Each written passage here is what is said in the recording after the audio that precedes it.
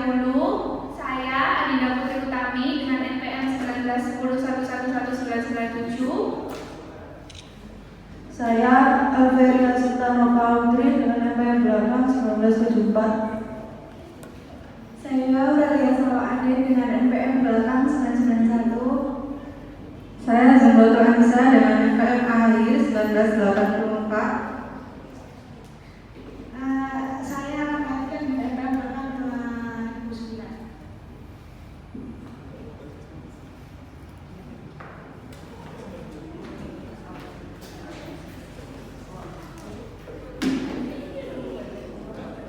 Saya akan menjelaskan biaya atau cost.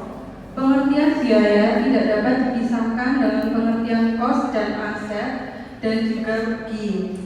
Pembahasan tersebut hanya menyebutkan bahwa bila cost tidak memenuhi definisi aset atau dapat ditangguhkan pembebanannya terhadap pendapatan, cost tersebut dapat masuk sebagai biaya atau rugi.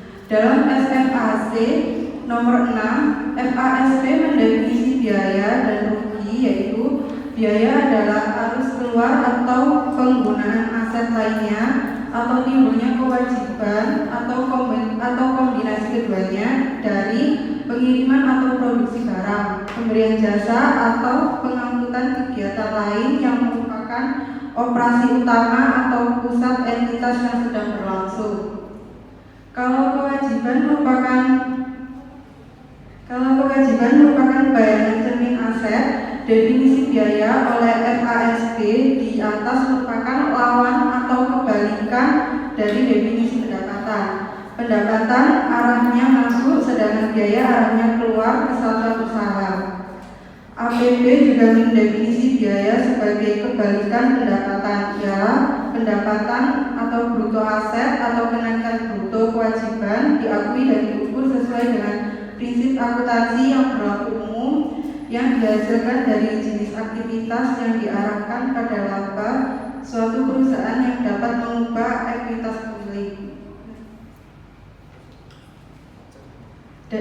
Dari beberapa sumber tersebut dan sebagai lawan dari pendapatan, terdapat dua karakteristik penting yang melekat pada makna biaya, yaitu yang pertama, aliran keluar atau penurunan aset seperti outflow of assets, gross decreases in assets, decreases in economic benefits, using up of assets, consumption of assets, use of economic service, expired cost. Yang kedua, expired cost, applicable cost to current period. Dua, akibat kegiatan yang membentuk. Operasi utama yang menurut seperti ongoing major operation, profit directed activities for the purpose of generating revenues, creation of revenues, earning activities. Next.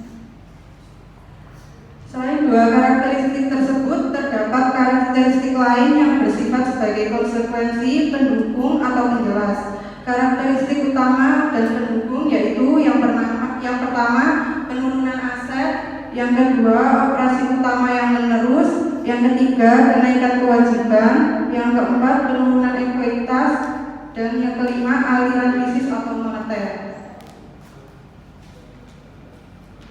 Yang berikutnya, yang pertama adalah karakteristik penurunan aset. Untuk dapat mengatakan bahwa biaya timbul harus terjadi transaksi atau kejadian yang menurunkan aset atau menimbulkan aliran keluar aset atau sumber ekonomi. Aset dalam hal ini harus diartikan sebagai semua aset perusahaan sebagai satu kesatuan atau bukan hanya aset tertentu, misalnya sediaan bahan baku.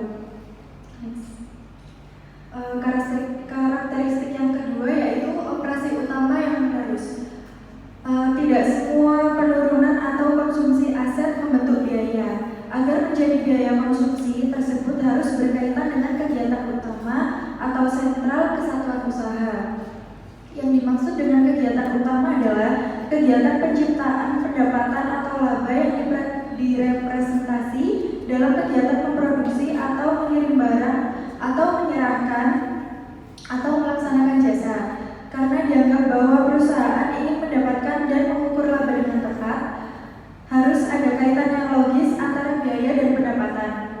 Dalam hal ini, operasi utama perusahaan merupakan basis utama untuk menghubungkan biaya dan pendapatan. Karakteristik yang ketiga yaitu kenaikan kewajiban. Semua badan autoritatif mendefinisi biaya tidak hanya dari sudut penurunan aset tetapi juga dari kenaikan kewajiban. Alasannya adalah agar makna biaya cukup luas untuk mencakupi pula pos-pos yang timbul dalam penyesuaian akhir tahun. Bila barang dan jasa telah dimanfaatkan oleh perusahaan, tetapi perusahaan tidak mengakuinya sebagai aset sebelumnya atau perusahaan belum mengakui kewajiban atas penggunaan barang dan jasa yang dikuasai pihak lain, perusahaan mempunyai keharusan untuk membayar atau melakukan pengorbanan sumber ekonomi di masa datang sehingga kewajiban timbul.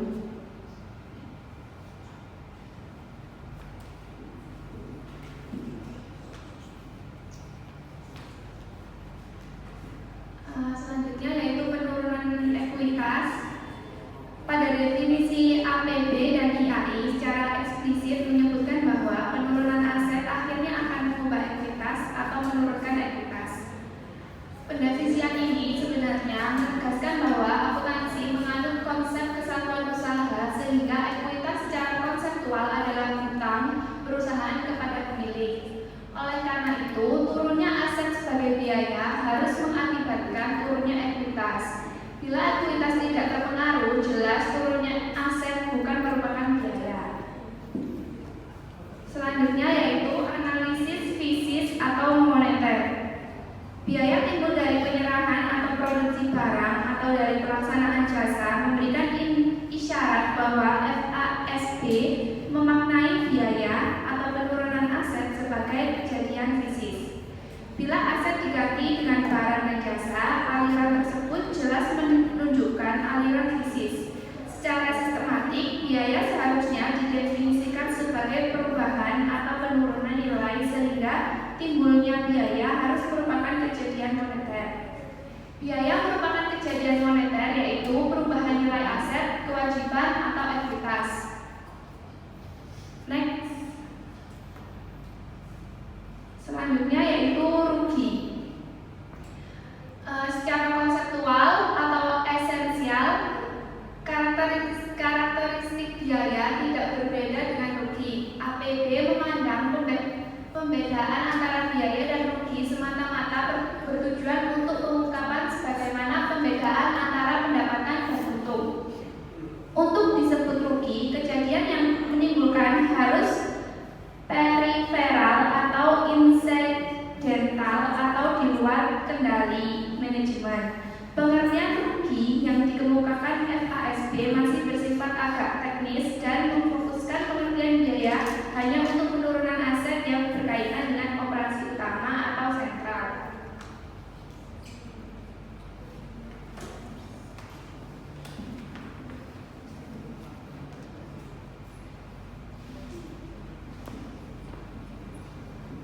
Jadi ada 3 karakteristik rugi. Yang pertama penurunan. Yang pertama adalah penurunan ekuitas atau aset bersih seperti outflow of assets, terus decreases in assets, decreases in economic benefits, using up of assets, consumption of assets, use of economic service, expired cost, applicable cost to current period. Lalu yang kedua ada transaksi periferal tadi yang sudah disebutkan atau incidental seperti ongoing major operations, profit directed activities for the purpose of generating revenues, creation of revenues, and earning activities. Terus yang ketiga ada selain apa yang didefinisi sebagai biaya atau selain distribusi ke pemilik. Sama sebenarnya sama kayak yang transaksi periferal itu ada ongoing major operations, profit directed activities for the purpose of generating revenues, creation of revenues, dan earning activities. Empat sumber rugi yang didefinisikan oleh Financial Accounting Standard Board yaitu yang pertama periferal dan incidental, misalnya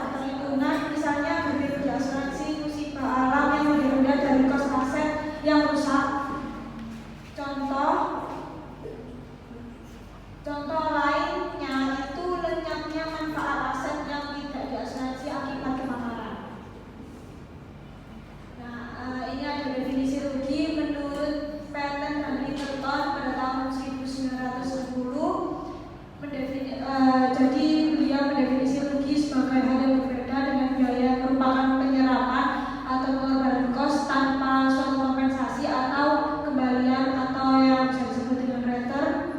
Yang dimaksud kembalian di sini atau return itu bahwa kos yang diserap tersebut itu tidak ditutup melalui pendapatan karena dianggap bahwa keluarnya kas tersebut tidak merupakan upaya untuk menghasilkan pendapatan.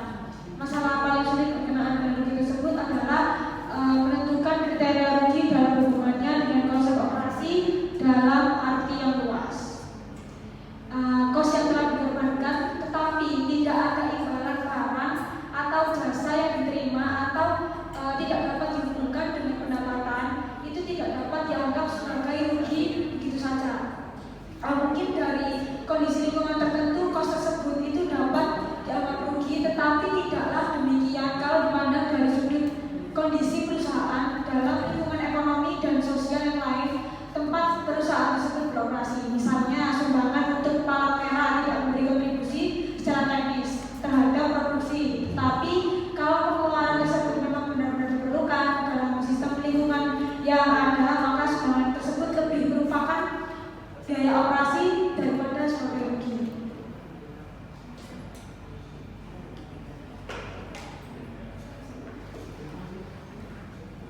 Selanjutnya yaitu pengeluaran tertentu yang diperlukan dalam rangka kegiatan mendapatkan dan mengembangkan fasilitas bisnis tertentu menjadi sia-sia atau tidak produktif kalau ditinjau dari segi kegiatan secara individual. Akan tetapi dari segi kegiatan secara keseluruhan, pengeluaran tersebut mungkin harus diperlakukan sebagai biaya yang selayaknya terjadi. Misalnya saja, mungkin sekali harus dilakukan pengobaran tanah di beberapa lokasi untuk mengembangkan suatu ladang minyak, meskipun tiap pengobaran belum tentu menghasilkan sesuatu. Kalau demikian halnya, maka pengeluaran untuk pengobaran yang gagal tersebut atau exploration cost memang layak untuk diperlakukan sebagai bagian kos fasilitas bisnis atau ladang minyak yang berhasil yang akhirnya akan dibebankan terhadap pendapatan sebagai biaya operasi bukannya sebagai rugi. Kriteria pengakuan dibagi menjadi dua. Yang pertama yaitu konsumsi manfaat, yaitu biaya atau rugi diakui bila mana manfaat ekonomi yang dikuasai suatu entitas telah dimanfaatkan atau dikonsumsi dalam pengiriman atau pembuatan barang, penyerahan atau pelaksanaan jasa atau kegiatan lain yang mempresentasi operasi utama atau sentral entitas tersebut. Yang kedua, lenyap atau berkurangnya manfaat masa datang, yaitu biaya atau rugi diakui bila mana aset yang telah diakui sebelumnya diperkirakan telah berkurang manfaat ekonominya atau tidak lagi mempunyai manfaat ekonomi. Selanjutnya, kaidah atau saat pengakuan. Kejadian atau event apa yang menandai bahwa salah satu dari kriteria di atas telah dipenuhi. Dengan kata lain, kapan dan bagaimana jumlah rupiah biaya yang diperkirakan telah menghasilkan pendapatan diakui sebagai pedoman bagi menyusun standar atau manajemen atau kebijakan akuntansi perusahaan. Perlu dirumuskan pedoman umum saat pengakuan di tingkat kerangka konseptual.